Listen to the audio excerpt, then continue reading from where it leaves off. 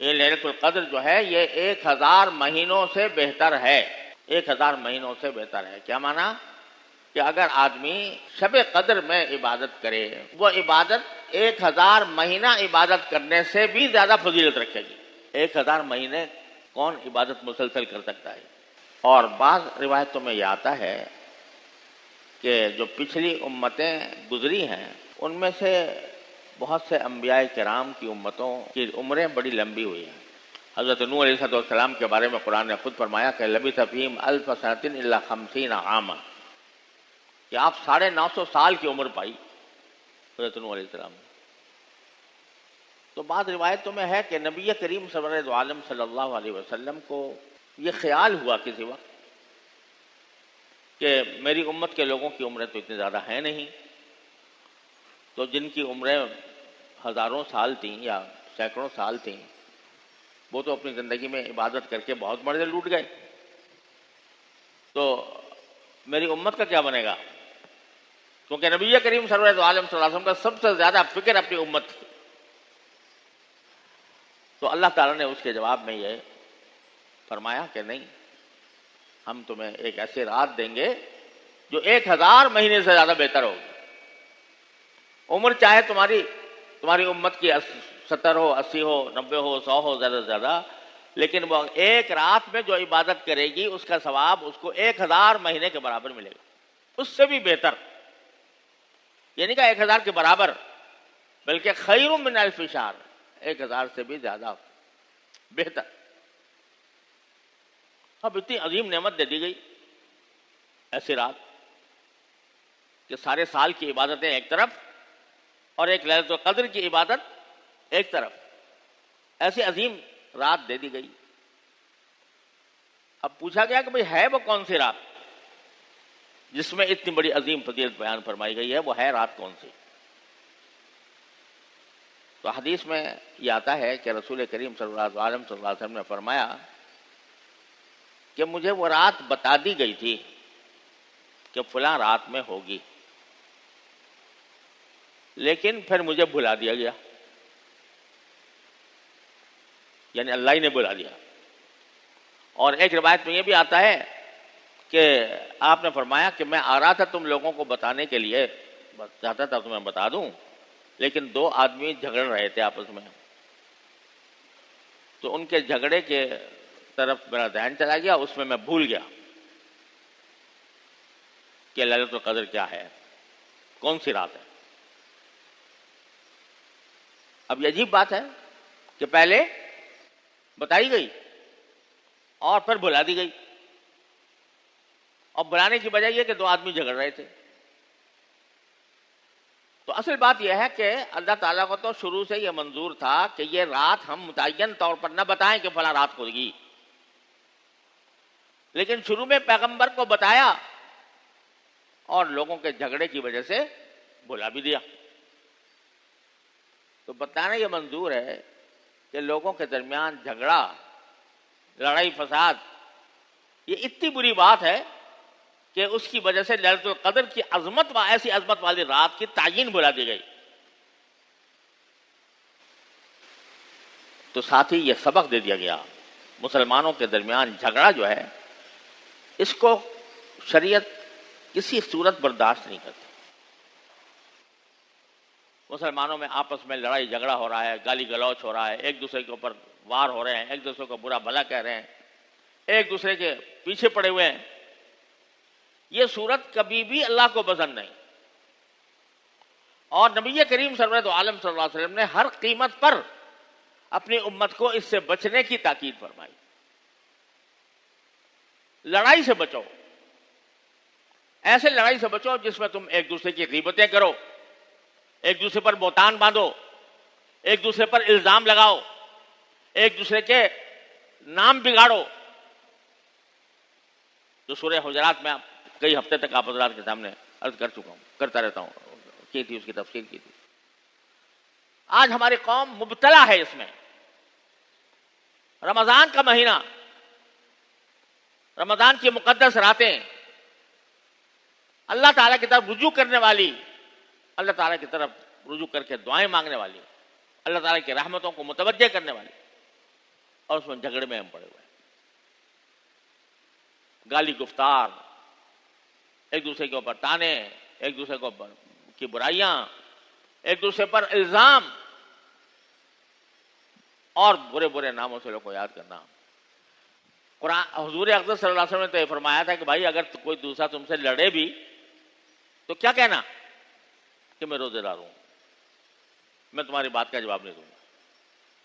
لیکن یہاں بات کا جواب، اللہ اکبر، ایک آدمی ایک بات کہے تو اس سے 10 گنی بات دوسرا جواب دے دے اس کا۔ اور جو ہمارے سیاستدانوں میں جو سلسلہ چل رہا ہے وہ تو ہے ہی ہے، لیکن ان کے حامی اور مخالفین، ان کے درمیان جو مجلسیں ہیں ان میں لڑائی ہو رہی ہے،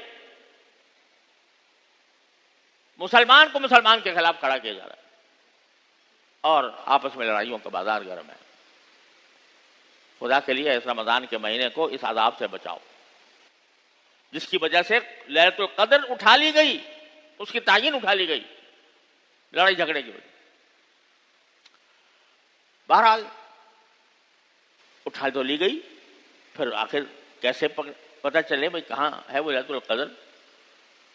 تو ایسا ہوا کہ شروع میں جبکہ رسول کریم سرور دو عالم صلی اللہ علیہ وسلم نے متعین طور سے نہیں بتایا تھا، تو بہت سے صحابہ کرام کو مختلف خواب آئے، اور خواب کے اندر کسی کو بتایا گیا کہ 21ویں رات ہے، کسی کو بتایا گیا 25ویں ہے، کسی کو 27ویں ہے۔ تو رسول کریم سرور دو عالم صلی اللہ علیہ وسلم نے فرمایا صحابہ کرام سے خطاب کر کے، تم سب کے خواب جمع ہو گئے آخری عشرے پر، یعنی جس نے بھی لیلۃ القدر کو خواب میں دیکھا ہے وہ آخری عشرے میں دیکھا ہے، 23، 25، 27، 29، 21۔ اور مجھے بھی اللہ تبارک و تعالیٰ نے دکھایا، اور ایسی رات میں مجھے دکھایا کہ مجھے یہ بتایا گیا کہ تمہاری لیلۃ القدر اس رات میں ہوگی کہ اے نبی کریم صلی اللہ علیہ وسلم آپ اس دن پانی اور کیچڑ میں سجدہ کریں گے۔ یعنی یہ علامت بتائی گئی کہ شب قدر اس رات آئے گی جس رات میں بارش ہوگی اور مسجد نبوی کے اندر پانی جمع ہوگا، اور آپ جب سجدہ فرمائیں گے تو پانی اور کیچڑ میں سجدہ کریں گے۔ یعنی ظاہری حالت ایسی ہوگی کہ پانی ہوگا، کیچڑ پھیلا ہوا ہوگا، اور اسی کیچڑ کے اندر، اسی کیچڑ کی حالت میں لیلۃ القدر کے انوار برسیں گے۔ تو صحابہ کرام فرماتے ہیں کہ جب 20واں روزہ آیا، جیسے آج ہے، تو صبح سے ہم دیکھ رہے تھے کہ کچھ بھی نہ کسی بادل کا پتہ تھا، نہ کوئی بدلی تھی، نہ کوئی بادل کا ٹکڑا تھا۔ اچانک دن کے کسی حصے میں گھٹا چھا گئی، بادل آ گئے، بارش برسی، اور پھر مسجد نبوی چونکہ شیطینوں سے بنی ہوئی تھی، کھجور کے شیطینوں سے، تو وہ ٹپکی، یہاں تک کہ جو نبی کریم صلی اللہ علیہ وسلم کا مصلی تھا جس پر آپ سجدہ کرنے والے تھے اس پر بھی پانی ٹپکا، اور میں نے دیکھا کہ رسول کریم صلی اللہ علیہ وسلم کے نے پانی اور کیچڑ میں سجدہ کیا۔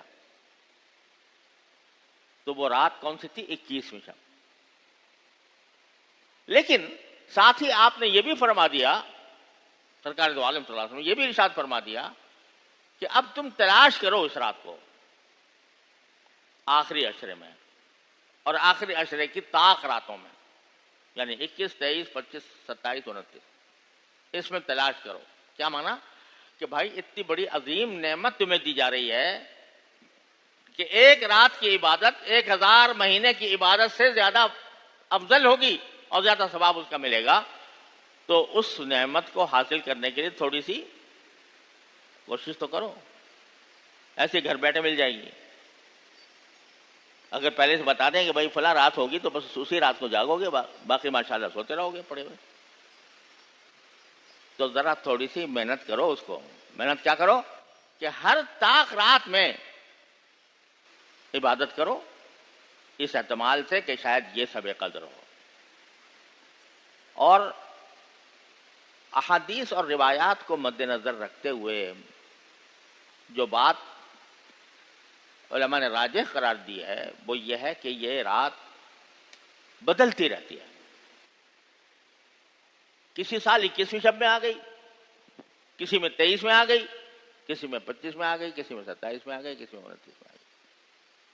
کسی سال تو رسول کریم صلی اللہ علیہ وسلم کی جو حدیث میں نے آپ کو سنائی 21ویں شب کی، اس سال شب قدر 21ویں تھی، 21ویں تاریخ کو تھی، 21ویں شب میں تھی.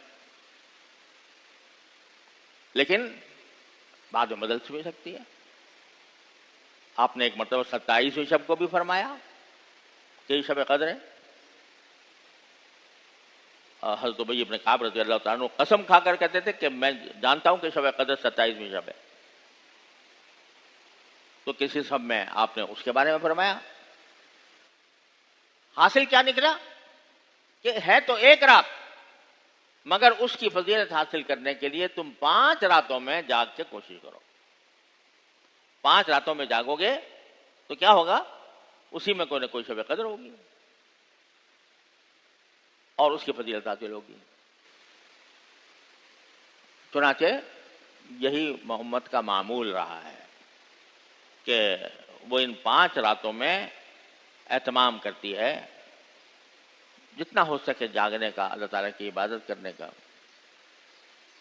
تاکہ شب قدر کی فضیلت حاصل ہو جائے. اور یہ بھی سمجھ لیں کہ آدمی جس جگہ موجود ہے، جس ملک میں ہے، جس فضا میں ہے، جس افق پر ہے، اس افق کے لحاظ سے جو 21ویں رات ہوگی یا 23ویں ہوگی یا 25ویں ہوگی یا 27ویں ہوگی، اس کا اعتبار ہے. اب مثلا سعودی عرب میں 21ویں شب گزشتہ رات ہو گئی، وہاں اسی کا اعتبار تھا. اور ہمارے ہاں 21ویں شب آ جانے والی ہے رات کو انشاءاللہ، تو ہمارے لحاظ سے یہ 21ویں شب ہے. تو اس کو آدمی اپنی عبادت میں خرچ کرے. ان 5 راتوں کا سوال ہے، معاملہ ہے صرف. اللہ میں 10 راتیں بھی نہیں کہیں، ایک 10 میں تلاش کرو. آخری عشرہ ہے، رمضان کا عطر ہے، سارا 10 کی 10 راتیں جاگ کر اللہ کی عبادت کرو تو تمہیں شب قدر مل جائے گی. یہ بھی نہیں کہا، اس کو بھی آدھا کر دیا 5 راتوں. اور اس کے لیے ایک عظیم سنت اللہ تعالیٰ نے مقرر فرما دی اعتکاف کی، کہ آدمی اگر اعتکاف کرے آخری عشرے میں تو اگر فرض کرو سوتے ہوئے بھی گزر جائے شب قدر تو اعتکاف عبادت کی حالت میں ہوگی، کیونکہ اعتکاف بذات خود عبادت، چاہے آدمی سوئی کیوں نہ رہا ہو. تو اس لیے شب قدر کو حاصل کرنے کی فکر کرنی چاہیے، اس کے اندر اہتمام کرنا چاہیے، اللہ تعالیٰ کی طرف رجوع کرنے کا.